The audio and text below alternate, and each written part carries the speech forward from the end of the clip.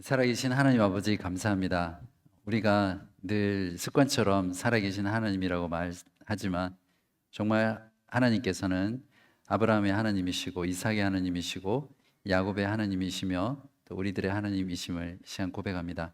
하나님께서 정녕 살아계실진데 이 시간 하나님을 더 바르게 알고 깊이 알고 하나님의 은혜를 풍성하게 누리는 복된 시간 되게 하여 주시옵소서. 이 모든 말씀 예수 그리스도의 이름으로 간절히 기도합니다. 아멘. 오늘은 그 효력 있는 은혜, 저항할 수 없는 은혜인데요. 기억나세요? 튤립, TULIP에서 지금 네 번째까지 왔어요. I라는 부분인데 그 약자로는 irresistible grace, 그러니까 저항할 수 없는 은혜 이렇게 표현합니다. 이 다섯 가지 교리를 외우기 쉽게 하기 위해서 튤립이라는 약자를 만들었거든요. 근데 이제 외우기 좋기 위해서 이렇게 약자를 만들다 보니까 이 교리가 가지고 있는 그 본래의 의미에 좀 오해를 줄 수 있는 그런 부분들이 있어요. 그러니까 저항할 수 없는 은혜인데요. 이제 이런 말이다 보니까 하나님께서 뭔가 이렇게 하시고자 하셨을 때 우리는 로봇처럼 아무것도 하지 않고 하기 싫은데 하나님께서 억지로 은혜를 주셔서 신앙생활을 하게 하신다 이런 느낌을 주잖아요. 그래서 원래 그런 의미가 아닌데 이제 그런 조금 좀 다른 진영에서 그렇게 많이 오해를 하죠. 그리고 우리 안에서도 그렇고 저항할 수 없는 은혜, 은혜 받으면 저렇게 되는 예, 그래서 조금 용어의 의미들을 좀 더 정확하게 정리를 할 필요가 있는데요. 그 저항할 수 없는 은혜라는 말보다는 효력 있는 은혜다 이렇게 이해를 하시면 됩니다. 그러니까 하나님께서 구원하시고자 하는 자에게 은혜를 주셔서 반드시 효력 있게 구원하신다라는 그런 의미를 가지고 있는 부분이에요. 하나님께서 우리를 그리스도께로 부르는 방식에 대한 부분이거든요. 이걸 다루기 전에 한번 정리를 하면 무조건적인 선택은 구원에 있어서 누구의 사역입니까? 물론 성부, 성자, 성령 삼위 하나님의 사역이죠. 모든 구원은 공동 사역이거든요. 근데 그 중에 특별히 어떤 그 하시는 사역들이 좀 구별되어 있어요. 무조건 선택은 누구의 사역입니까? 성부 하나님의 사역이고 지난번까지 했던 제한 속죄, 즉 특별 구속은 누구의 사역입니까? 성자 하나님의 사역이죠. 그러니까 예수님께서 성부께서 선택한 자만을 위해서 죽으셨으니까 특별 구속이라는 것은 성자 하나님의 사역이고 이 효력 있는 은혜는 성령 하나님의 사역이에요. 이해되시죠? 그러니까 성부께서 계획하시고 선택하시고 성자께서 구속을 이루신 것을 내 마음속의 믿음이라는 것을 통해서 적용하시는 분이 성령이기 때문에 이 효력 있는 은혜라는 이 교리는 성령의 사역에 대해서 말하고 있습니다.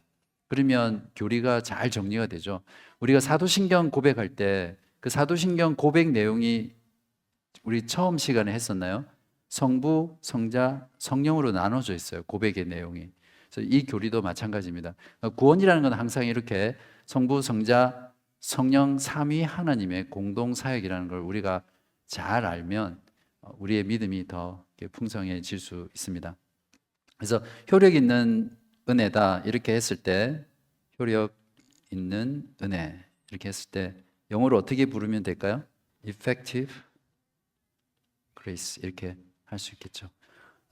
이렇게 용어를 정리하면 이 교리가 어떤 의미인지 더 좀 분명하게 이해하실 수 있을 것입니다. 그래서 이걸 좀 다르게 정의하면 하나님께서 구원하시고자 하는 자는 성령으로 거듭나게 하시고 이걸 뭐라고 또 표현합니까? 신학적으로 성령으로 거듭나게 하신다. 예, 예? 예. 박수 한번 쳐주세요. 예. 예. 예. 이발을 하고 오셔서 그런지 좀 머리가 잘 돌아가시는 것 같은데 이런 건 이렇게 정리하고 있으면 중생, 거듭난다라는 걸 중생이죠. 그러면 중생이라는 그 의미 자체는 우리 안에 본성을 바꾸시는 거예요. 새로운 본성, 새로운 성향, 새로운 욕구를 주시는 거거든요. 그래서 그 변화된 본성에서 복음을 듣고 죄를 회개하고 그리스도를 믿게 되는 거예요. 이게 굉장히 중요하거든요. 그래서 하나님께서는 구원하실 자를 효력 있게 부르셔서 성령으로 거듭나게 하셔서 본성을 바꾸시고 새로운 본성, 성향, 또 마음을 주셔서 복음을 듣고 회개와 믿음으로 반응하게 하고요. 더 나아가서는 선행, 선한 일을 하는 것까지도 사실은 이 변화된 본성에서 나오는 거거든요. 내가 선을 행했기 때문에 내가 구원받는 게 아니라, 즉 이걸 이제 나중에 하겠지만 성화라는 그 성화조차도 이미 그 중생 속에 다 포함되어 있는 거예요. 중생했기 때문에 성화하는 거고, 그 성화라는 삶을 통해서 내가 거듭났다라는 것을 계속 영어로는 manifestation, 그러니까 보여주고 드러내는 거죠. 제가 웨스트민스터 신앙 고백서의 내용이 너무 이런 부분들을 잘 정리해서 제가 읽어 드릴게요. 슬라이드를 준비하지 못해서 죄송한데 잘 들어보십시오. 10장 1절에 나오는 부분인데, 하나님께서는 생명에 이르도록 예정하신 모든 사람들을, 무조건적인 선택이죠. 그리고 그들만을 자신이 정하시고 적당하다고 생각하시는 때에 효과적으로 부르시되 그의 말씀과 성령으로 그렇게 하신다. 여기서 말씀과 성령으로.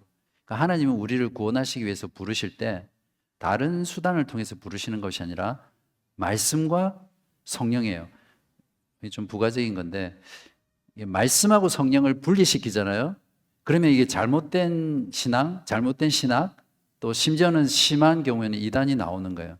절대 이 말씀과 성령은 분리시키면 안 돼요. 그러니까 말씀 없는 성령, 성령 없는 말씀, 이 둘 다 잘못된 거예요. 항상 하나님께서 우리를 부르실 때는 하나님의 계시된 말씀을 성령께서 적용하셔서 조명하셔서 우리를 깨닫게 하시고 믿음 주시고 선을 행하게 하시는 거거든요. 이 말씀과 성령으로 부르신다. 이걸 꼭 명심하시면 좋겠고요. 그렇게 하시며 그들이 태어나면서부터 처해 있는 죄와 사망의 상태에서 불러내어 예수 그리스도로 말미암은 은혜와 구원으로 인도하신다. 또한 그들의 마음을 영적으로 구원에 관하여 깨우쳐 생각해 보세요. 죄와 사망의 상태에서 이미 죽어 있는데 스스로 절대 깨우칠 수 없잖아요. 그래서 하나님께서 이 마음을 깨닫게 하시는 거예요. 깨우쳐서 하나님의 일들을 이해하게 하신다. 이해되세요? 그래서 어거스틴이 그런 말을 했잖아요. 나는 이해하기 위해서 믿는다. 이렇게 표현하거든요. 그러니까 우리에게 믿음이 주어지면 하나님의 구원에 관한 거, 영적인 일들이 지적으로 깨달아져요. 이게 신비인데, 여러분이 하나님 말씀을 깨닫고 아는 것은 아멘. 아는 것은 믿음 때문이에요. 자, 그다음 어떤 내용이냐면 그들의 돌같이 굳은 마음을 제하시고 그들에게 살같이 부드러운 마음을 주시며, 이게 에스겔서 36장에 나오는 말씀이잖아요. 그들의 의지를 새롭게 한다. 기억나시죠? 우리 앞에서 의지에 대한 부분 했을 때, 그러니까 우리의 의지조차도 새롭게 하셔서 우리가 자유롭게 내 의지로 선을 행하게 되는 거예요. 놀라운 말씀이죠. 그 전능하신 능력으로 그들이 선한 것을 결심하게 하시며 효과적으로 그들을 예수 그리스도께로 이끄신다. 여기서 효과적으로 이끄신다는 말이 중요하죠. 그러나 그들은 하나님의 은혜로 말미암아 기꺼이 나오게 되었으므로 가장 자유롭게 나오는 것이다. 이 저항할 수 없는 은혜가 정말 우리는 하기 싫은데, 이게 다리, 죄송합니다, 액션 취하면 다리 이렇게 질질 끌면서, 왜 애들 뭐 시키면 하기 싫을 때 뭐 이빨 닦아라 뭐 좀 해라 이러면 막 하기 싫어가지고 진짜 막, 아시죠? 우리 분이 그렇게 해서 우리가 억지로 주일에 교회에 나와서 예배하고 교회 봉사하고 헌금하고 선교하고 전도하고 그렇게 하는 것이 아니라 우리에게 우리의 자유 의지조차도 새롭게 하셔서 즐겁게 기꺼이 하게 하는 거예요.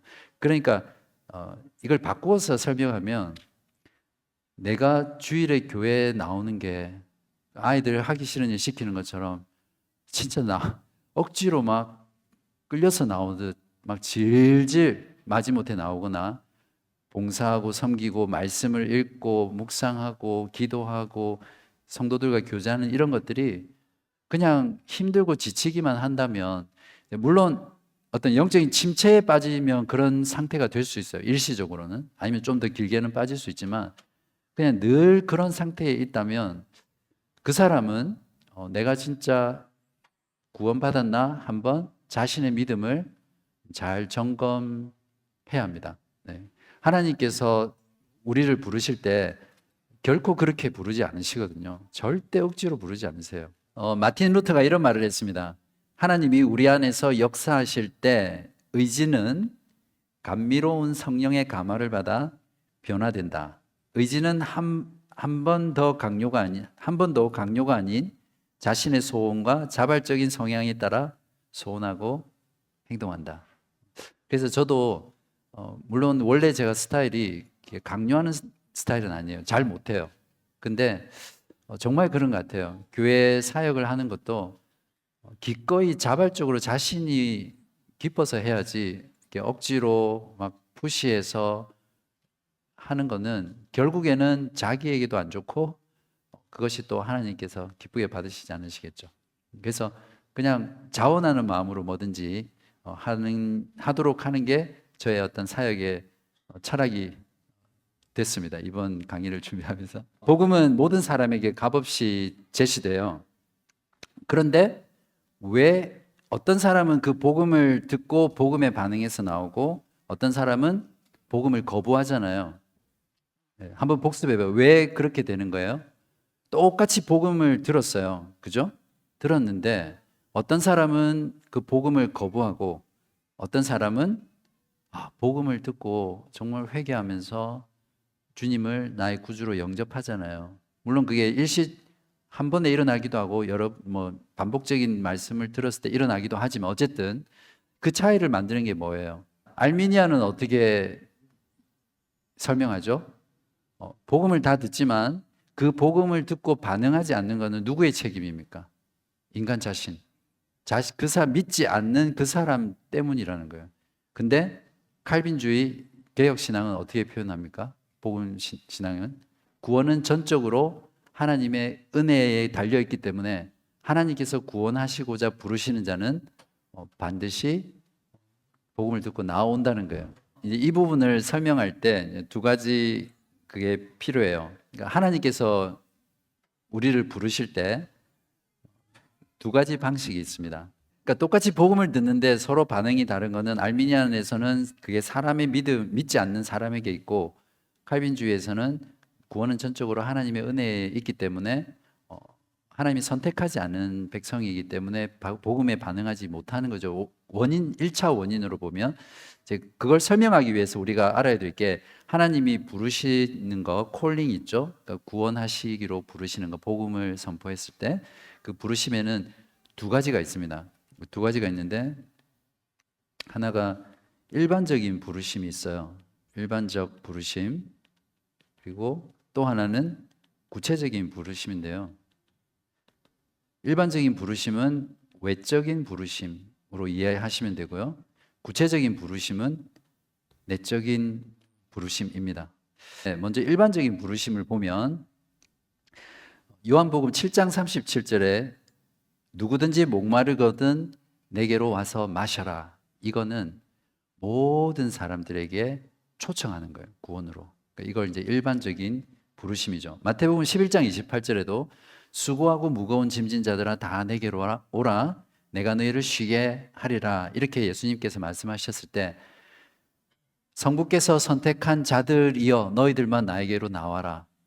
나에게 와서 쉼을 얻으라. 이렇게 말하는 게 아니라 이 복음을 듣는 이 말씀을 듣는 모든 사람은 다 하나님께로 나오라는 일반적인 부름입니다. 그러니까 이제 이걸 다른 말로 복음 초청은 모든 민족, 모든 사람, 모든 계층에게 차별 없이 주어진 거예요. 이것을 일반적인 부르심으로 이해를 하시면 되고요. 근데 문제는 뭐냐면 이 일반적인 부르심을 듣고 모든 사람이 나오지 않잖아요. 그죠? 복음을 듣고.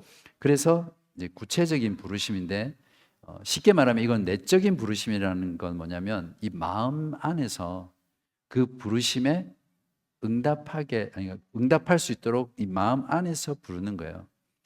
우리가 인간사를 살아가면서도 사실은 그렇잖아요. 막 밖에서 아무리 말해도 아무리 좋은 말을 해도 내 마음 안에서 뭔가 이렇게 느낌, 깨달음 아니면 뭔가 마음에서 부르는 그게 있으면 사람이 변하잖아요. 그리고 그렇게 행동하게 되고 이제 그런 것처럼 하나님께서 부르실 때 모든 사람을 초청하는 일반적인 복음의 부르심이 있지만 그것을 듣고 어떤 사람은 반응하고 반응하지 않는 그 차이는 바로 이 내적인 부르심 때문이에요.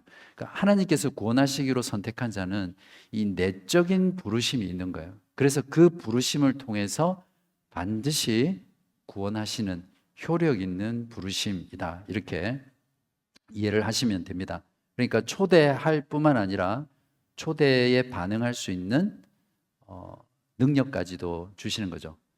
조금 쉽게 이야기하면 예를 들어서 우리 서인자매님 뉴질랜드에 살아요.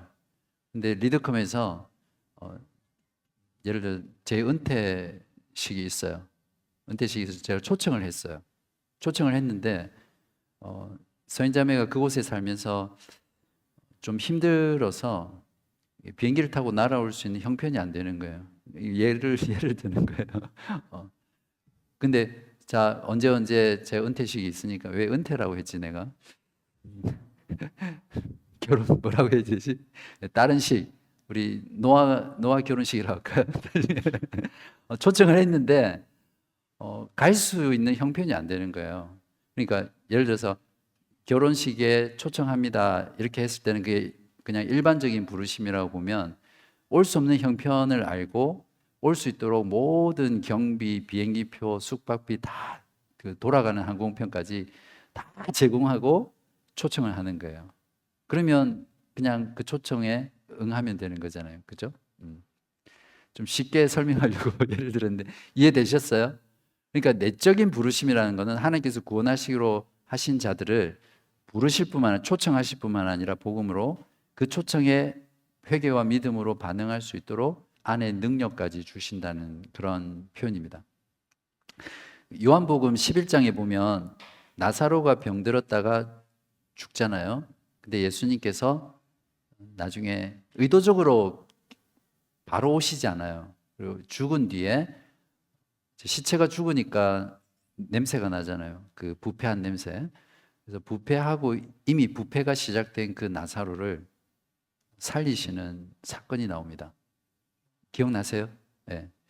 그때 예수님께서 그 시체 썩는 냄새 악취를 팍 풍기는 그 나사로를 향해서 나사로야 나오라 이렇게 했을 때 나사로가 어떻게 했습니까? 주님 저는 이미 시체가 된 지 3일이에요. 못 일어나겠어요. 그렇게 안 하잖아요. 그냥 그 즉시 일어난단 말이죠. 이미 썩어서 부패하고 냄새를 악취를 풍기는 그 상태인데 예수님께서 나사로야 나오라 하니까 일어났단 말이에요. 살아났단 말이죠.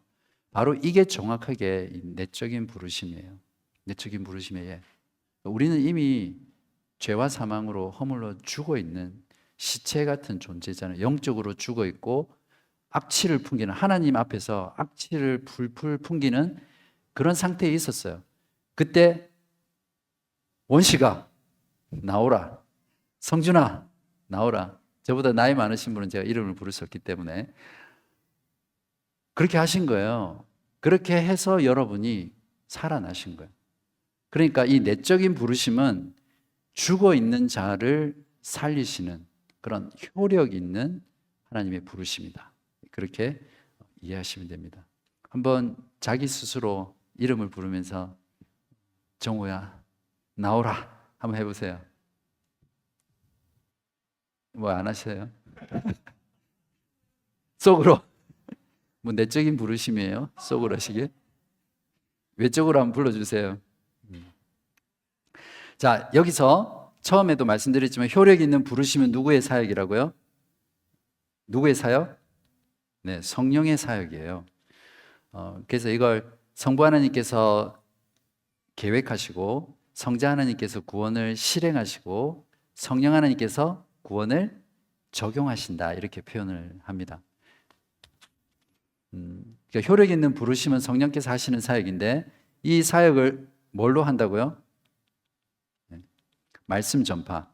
그러니까 말씀을 전파하는 것은 외적인 부르심이에요. 모든 사람에게 복음을 선포하고 말씀을 전하죠. 근데 그 선포된 말씀을 우리 안에 구원할 수 있는 믿음으로 적용하시는 분, 내적으로 부르시는 분이 성령 하나님이시다. 이렇게 이해를 하시면 됩니다. 존 모레이라는 아주 유명하고 탁월한 신학자가 구속의 성취와 적용이라는 책에서 이런 부름과 관련된 효력 있는 부름과 관련돼서 중요한 말들을 했는데 그 말보다 그분이 인용한 성경 구절을 보면 로마서 1장 6절에서 7절에 보면 너희도 그들 중에서 예수 그리스도의 것으로 부르심을 받은 자니라.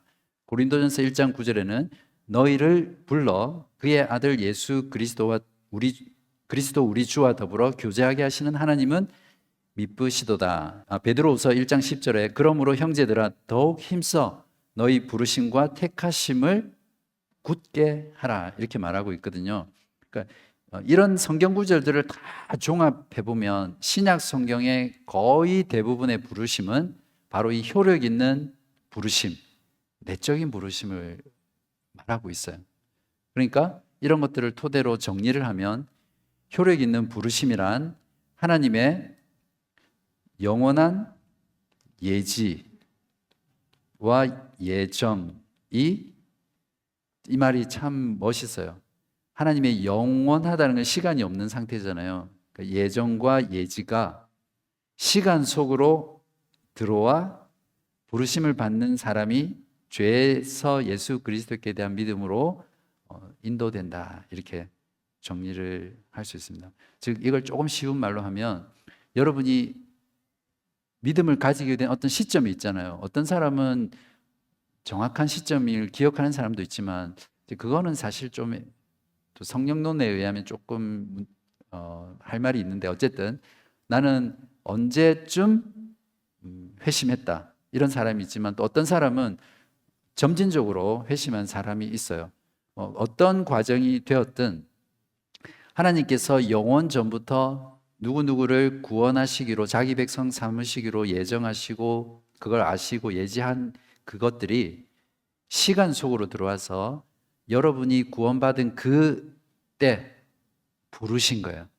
외적으로 부르시고 효력 있게 내적으로 부르셨다. 이것이 신약 성경이 말하는 부르심입니다.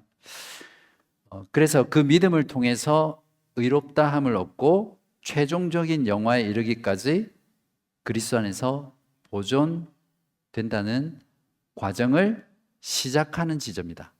자, 부르심은 물론 그 모든 것들이 보장이 되어 있지만 부르신 것 자체는 우리가 신앙을 시작하는 시작점이잖아요. 그죠?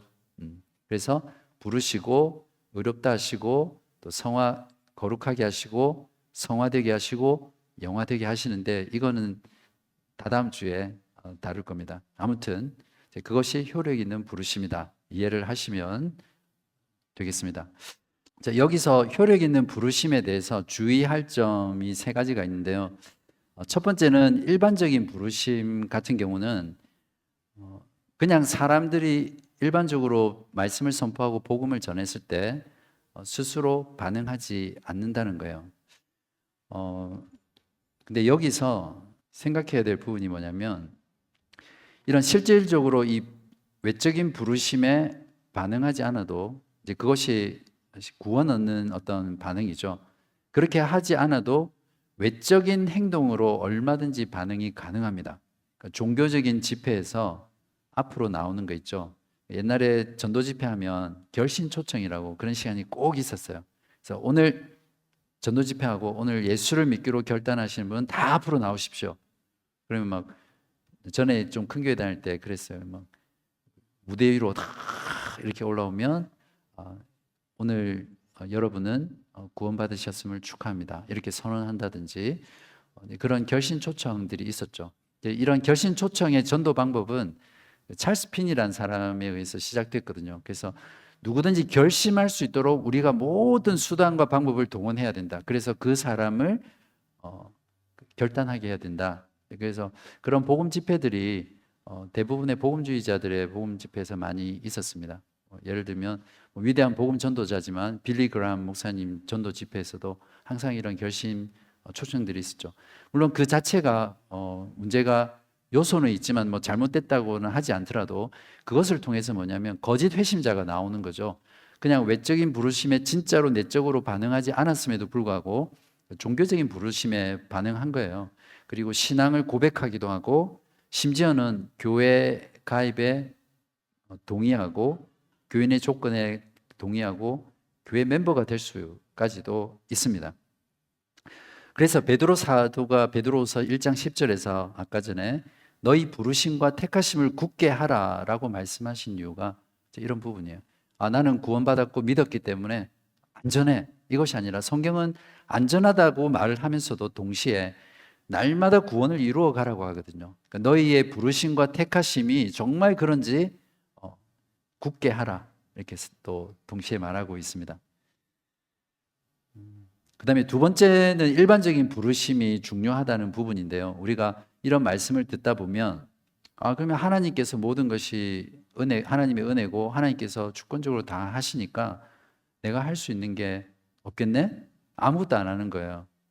또 반대로 이야기해서 내가 만약에 선택받지 못했다면 나는 어차피 뭘 해도 구원받지 못하지 않느냐 그런 생각으로 깊은 침체에 빠지거나 절망하는 그런 반응이 있을 수 있죠. 두 가지 극단인데 이 두 가지 극단에 빠지는 것 자체가 이 말씀을 바르게 이해하지 못하는 것이죠.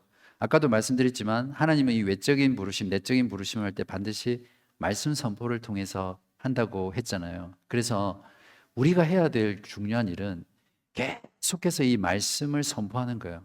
말씀의 씨앗을 뿌려야 돼요. 그러면 그 씨앗이 싹이 나고 자라서 열매를 맺고 성장하게 하는 것은 하나님이 하시는 거거든요. 우리가 해야 될 일은 지속적으로 이 일반적인 부르심에 해당하는 말씀을 심는 거, 선포하는 거, 가르치는 일을 지속해야 됩니다. 이것 없이는 내적인 부르심이 있을 수 없죠.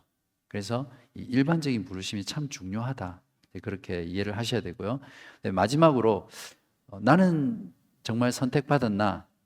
이런 거에 대한 그 의문을 가지시는 분 혹시 여러분 중에 계세요? 저는 최근에 한 분 만났어요. 이런 은혜의 교리들을 했을 때 내 자신을 보니까 선택받지 않은 것 같거든요. 그래서 나는 선택받았나? 내가 선택받지 못했다면 정말로 나는 아무것도 할 수 없고 절망하거나 아니면 그냥 손 놓고 있는 것밖에 없죠. 여러분 어떻게 답하겠어요? 여러분 스스로 한번 물어보세요. 여러분 선택받았어요? 한번 자기 스스로에게 물어보세요. 나는 선택받았나? 어떻게 답변하시겠어요? 어떻게 알 수 있습니까? 여러분이 선택받았다는 거.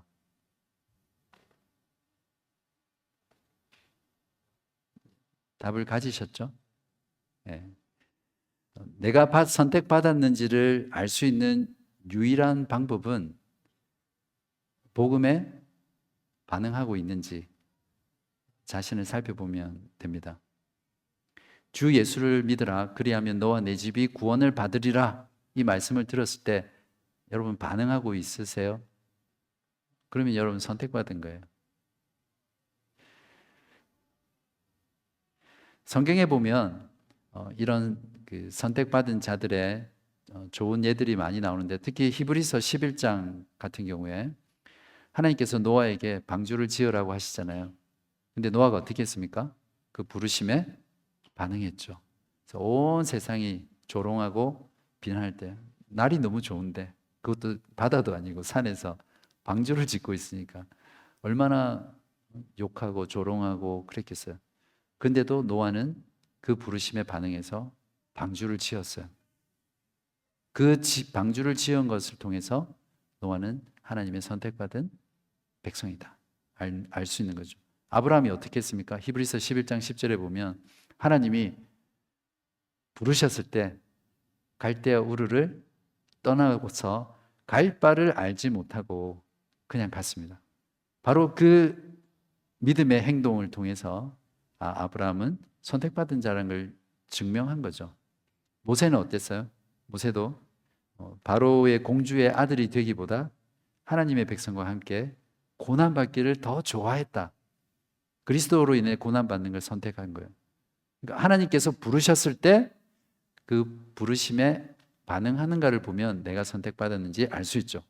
사도 바울도 마찬가지잖아요. 그전에는 예수 믿는 자를 때려 죽이려고 막 열정을 다해서 다메섹까지 가둬서 죽이려고 했던 그런 하나님을 대적하는 자가 결국 이방인의 사도로 부름 받았을 때 사울아 사울아 네가 왜 나를 핍박하느냐 했을 때 그 부르심에 반응해서 평생을 이방인의 사도로서 매맞고 옥에 갇히고 강도의 위협을 만나면서 그 말 그대로 죽음과도 방불한 삶을 기쁘게 살았거든요.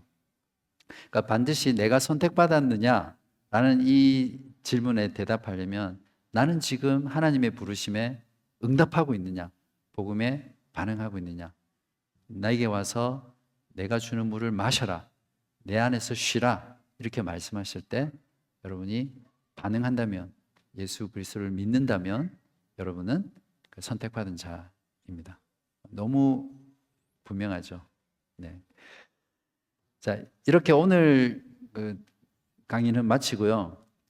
11월 다음 주는 종교개혁 507주년 기념이기 때문에 제가 특별히 가장 종교개혁자들 중에 모든 사람이 큰 기여를 했지만 그 중에 오늘 우리가 여전히 개혁신앙을 가지고 살아갈 수 있는 부분에 대해 가장 큰 기여를 한 사람은 저는 개인적으로 존 칼빈이라고 생각해요.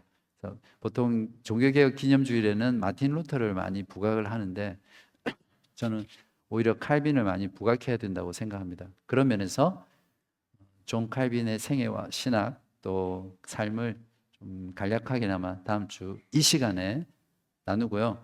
그 다음 주에 구원의 순서, 여러분 들어보셨어요? 구원의 순서?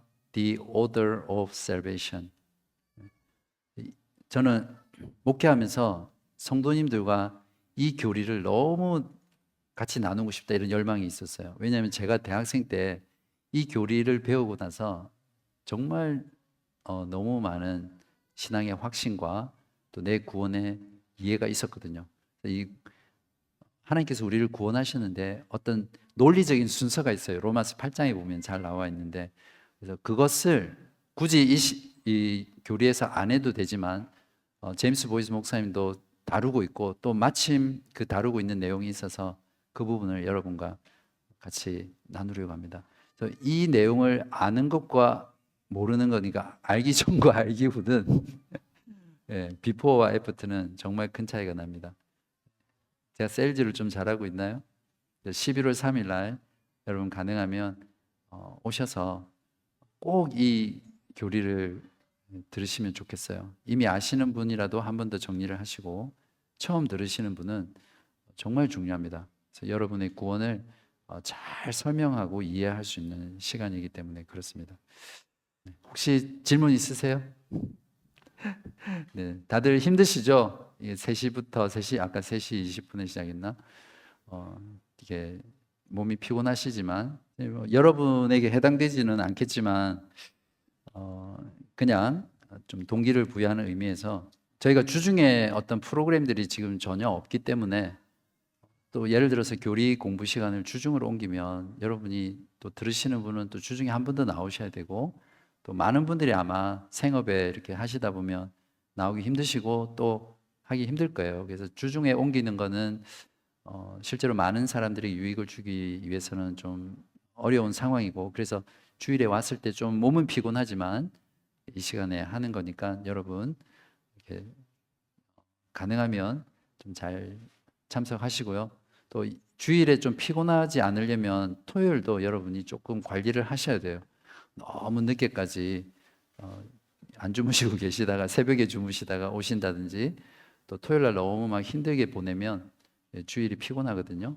그래서 여기 제가 주보에도 말씀을 드렸지만 일주일에 예배 참석하고 제 설교 자체가 아무리 길어도 40분 넘지 않거든요. 보통 35분에 맞추는데 그 35분 말씀 듣고 그거 하나만으로는 신앙생활은 유지할 수 있지만 깊어지고 또 견고해지고 풍성해지기는 참 쉽지는 않아요. 설교가 1시간 정도 된 여러분들이 할 수 있게 해준다면 얼마든지 교리 설교를 같이 할 수 있지만, 그래서 이 교리를 통해 성경의 진리를 체계적으로 알아가는 것은 여러분의 신앙의 성장에 필수적입니다. 이걸 알지 못하면 절대 신앙 성장할 수 없어요.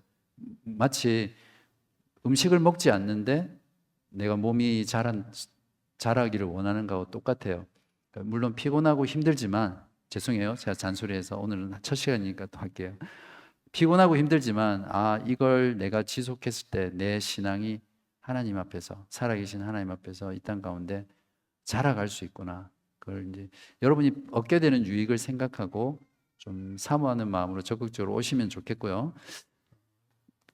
그렇지만 아까도 말씀드렸지만 기꺼이 자발적으로, 힘들고 또 지칠 때는 또 가세요. 저는 여러분에게 그런 자유를 드리려고 해요. 그렇다고 해서 제가 여러분들에 대해서 그런 전혀 없으니까 여러분의 상태에 따라서 자유롭게 선택해서 들으시면 됩니다. 억지로 어쩔 수 없이 듣지는 마시고요. 위로가 됩니까? 네. 그럼 제가 기도하고 마치겠습니다.